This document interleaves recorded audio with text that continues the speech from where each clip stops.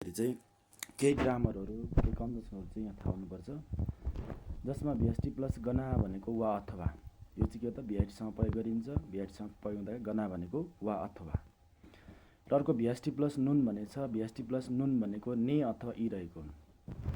र अर्को भिएसटी प्लस न उन, न र उन भनेको चाहिँ एक हो। भवेल भए न लाग्छ, भिएसटीको इन्डिङ भवेल भए न, कन्सोनेन्ट भए उन, जसको अर्थ एक हो। अर्को भिएसटी प्लस अ आ य हे भनेको इ ए र है। भिएसटीको इन्डिङ अनुसार चाहिँ हामीले अ आ य हे प्रयोग भएको छ भने इ अथवा ए र लाग्छ। हामा भए हे भन्नु पऱ्यो, इमा भए य, अनि फेरि ओ र आमा भए आ, ओ र आ भए अन्यमा अ। र अर्को नाउन प्लस नाइना भनेको छ वा अथवा। र भिएसटी प्लस म र उम, म र उम भनेकै ने अथवा नु। यो भवेल भए म, कन्सोनेन्ट भए उम।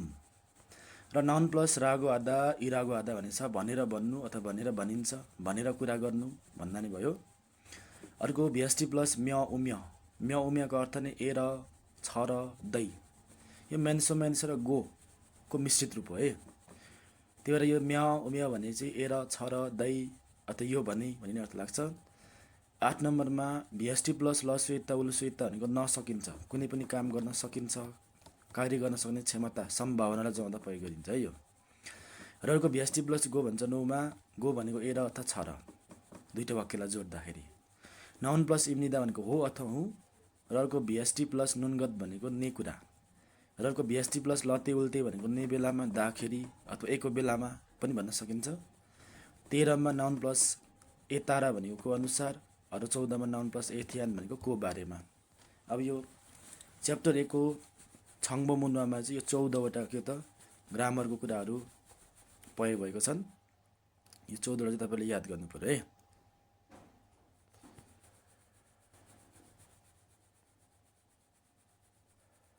च्याप्टर 1 हानगुगी इन्साइजल, कोरियाको अभिवादन गर्ने शिष्टाचार। हानगुगी भनेको कोरियाको, इन्साइजल भनेको अभिवादन गर्ने शिष्टाचार।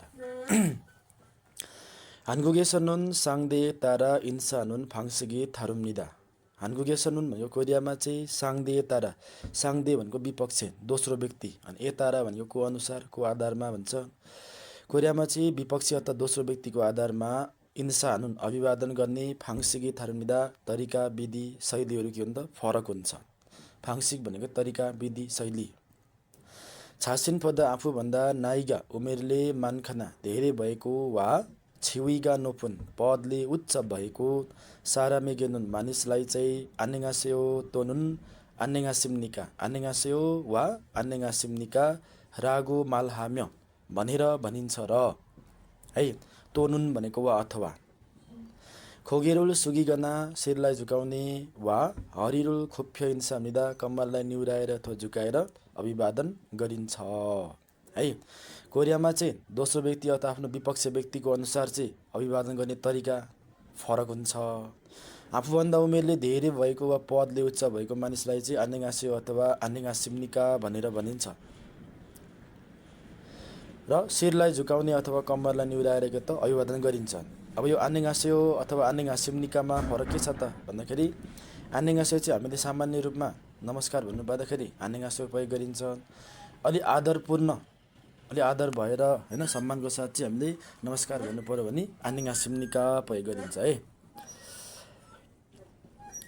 खोगेरुल सुगिगना हरिरुल खुफिनुन गसुन भन्छ। खोगेरुल सुगिगना, खोगे भनेको शिर भन्छ है। शिरलाई झुकाउने, सुगिदा भनेको झुकाउनु, खोगेरुल सुगिगना शिरलाई झुकाउने वा हरिरुल खुफिनुन गसुन कम्मरलाई निहुराउने अथवा झुकाउने कुरा चाहिँ साङदे बाङी थियन दोस्रो व्यक्तिको बारेमा अथवा विपक्षीको बारेमा।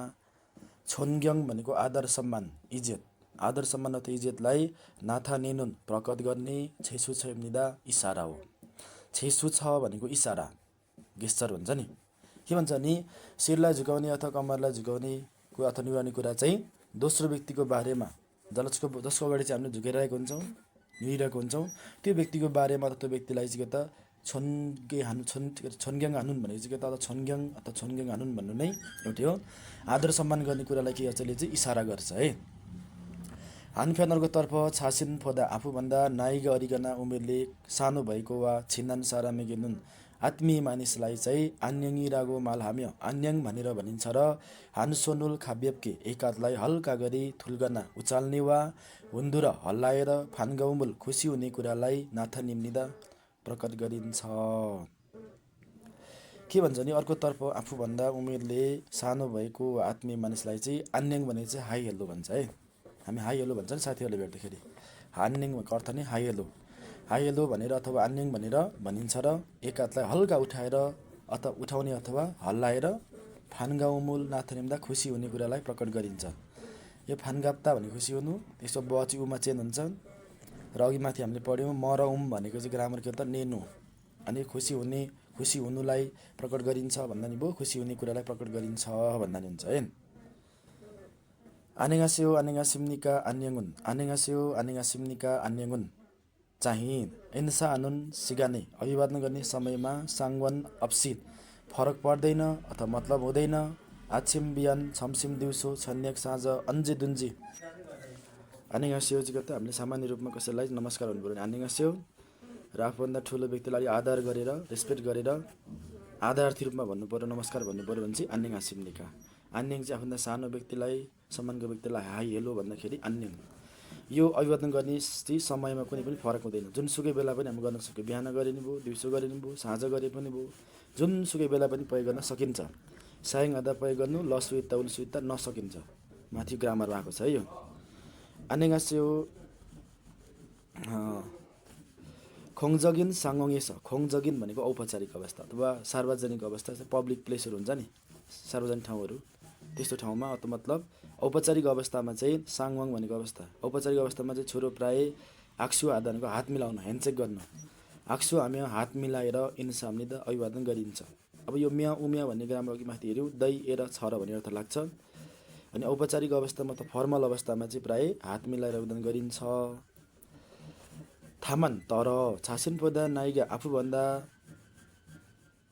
नाइगा भनेको उमेरले, होलसिन भनेको एकदमै, मानखाना धेरै भएको वा छिविगा पदले नोफुन उच्च भएको सारामेगे मानिसलाई इन्सा हाल्ते नुन अभिवादन गर्ने बेलामा चाहिँ वेन सोनुरो बायाँ हातले ओरुन फारिना दायाँ पाखुरा वा ओरुन फारुल दायाँ हातलाई फाच्छिगो सपोर्ट गरेर उठाएर आक्सुरुल हानुन गसी हात मिलाउने कुरा चाहिँ एवै इम्निदा शिष्टाचार हो है। थामान भनेको तर भइगयो, छासिन पद आफूभन्दा, नाइगा उमेरले, होलसिन एकदमै, मानखाना धेरै भएको वा छेउका पदले, नोफुन उच्च भएको सारामेगे मानिसलाई इन्सा हाल्ते नुन अभिवादन गर्ने बेलामा चाहिँ वेन सोनुरो बायाँ हातले ओरुन फारिना दायाँ पाखुरा वा ओरुन सोनुल दायाँ हातलाई फाच्छिगो उठाएर सपोर्ट गरेर आक्सुरुल हानुन गसी हात मिलाउने कुरा चाहिँ अथवा ह्यान्डसेक गर्ने कुरा चाहिँ एवै इम्निदा शिष्टाचार हो।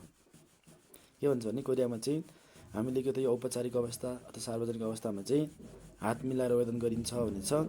जसमा पनि आफूभन्दा उमेरले धेरै भएको, पदले नि उच्च भएको मान्छेलाई चाहिँ अभिवादन गर्ने बेलामा बायाँ हातले दायाँ हातको पाखुरा अथवा दायाँ हातलाई के त तलबाट उठाएर सपोर्ट गरेर ह्यान्डसेक गर्ने कुरा चाहिँ के त शिष्टाचार हो, अथवा हात मिलाउने कुरा चाहिँ के त शिष्टाचार हो भनेको छ है।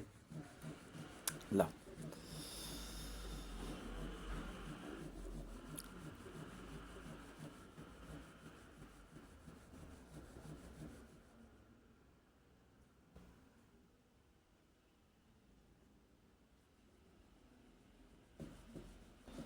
ल यो चाहिँ च्याप्टर 1 को केही त केही च्याप्टर 1 मा भयो केही ग्रामरहरू चाहिँ माथि दिएको छ, 14वटा कुराहरू चाहिँ मैले छुट्याएर लेखिदिएको छ। र सरर तल आउँदाखेरि कोरियाको अभिवादन गर्ने शिष्टाचार भन्छ। अभिवादन गर्दाखेरि हामीले के त दोस्रो व्यक्ति अनुसार के त हाम्रो अभिवादन गर्ने तरिका फरक हुन्छ, त्यो बुझ्नु पर्यो। र हामीले उमेरले धेरै भएको, पदले उच्च भएको मान्छेलाई चाहिँ हामीले आनेगास्यो त आनेगासिम्निका भन्नु पर्यो हैन। हामीले आनेगास्यो त आनेगासिम्निका भन्दाखेरि चाहिँ हामीले शिर त कम्मरलाई झुकाएर अभिवादन गर्नुपर्छ। र जुन अभिवादन गर्दाखेरि चाहिँ किन अभिवादन गर्ने त भन्दाखेरि हामीले गरेको हैन अभिवादन शिर त कम्मर झुकाएर गर्ने अभिवादनले चाहिँ दोस्रो व्यक्तिलाई के त आदर गर्ने कुरालाई के गर्छ, यसले चाहिँ जनाउँछ। र अर्कोतर्फ के भन्छ त आफूभन्दा उमेरले सानो भएको, पदले नि कम भएको मान्छेलाई अथवा उमेरले सानो भएको आत्मीय मानिसलाई प्राय हामी चाहिँ के त अन्यङ भनेर अथवा अन्यङ भनेर भनिन्छ।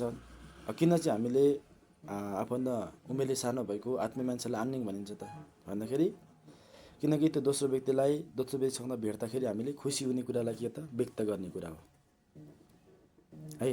अन्यङ भन्दाखेरि चाहिँ हामीले हात उठाउने अथवा हात हल्लाउने काम गरिन्छ, अथवा हात उठाएर हात हल्लाएर अभिवादन गरिन्छ।